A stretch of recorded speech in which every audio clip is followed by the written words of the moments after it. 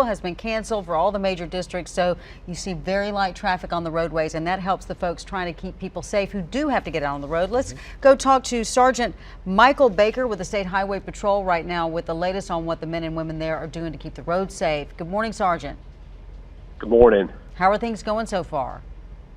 Right now, throughout the Triangle area, it's business as usual as far as most of the Triangle viewing area. Of course, up around Roxborough and up to the northern part of the state, we're getting hit pretty hard with snowfall. And of course, the western part and the Triad part of the state has been receiving a substantial amount of snowfall throughout the morning and late night hours. So our troopers have been working very hard to respond to calls for services as winter weather storm is hitting our state. Are you finding, Sergeant, that the brine that was put out has done a pretty good job?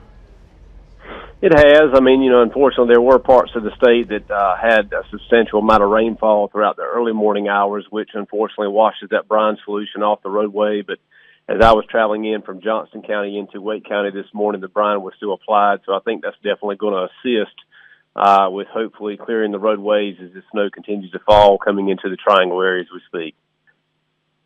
I'm assuming that the plan is as we see the snowfall come throughout the day, maybe the bigger concern is tomorrow morning for your men and women out there, because it's going to stay cold, and anything that hits now is going to refreeze for tomorrow morning's commute. That's correct. The early morning hours of tomorrow and even late tonight is one of our major concerns. We know that a lot of people probably got onto the roadways this morning not seeing snow fall in their respective areas and traveling to work or traveling wherever they tend to go, and on their way home, it's going to become treacherous as that snow falls and then becomes compacted and hardens and turns to ice. So this afternoon, late tonight, and in the early morning commute is definitely something that we will continue to monitor as that may cause for treacherous roadway conditions. Sergeant, we always have to ask this, and it's advice that nobody wants to use, but sometimes they have to. If you're out in this and you get into a wreck, you're in a median or off in a ditch somewhere, what's the best advice if you're in a wreck in this icy condition? Well, if you're involved in a collision, if it's a property damage only collision, one of the main things that we ask is if your vehicle can be removed from the roadway, do so safely. But stay inside your vehicle. A lot of times people like to get outside of their vehicles and talk to the other party involved, and that suscepts them to a secondary collision where somebody may be trying to avoid the initial collision that took place.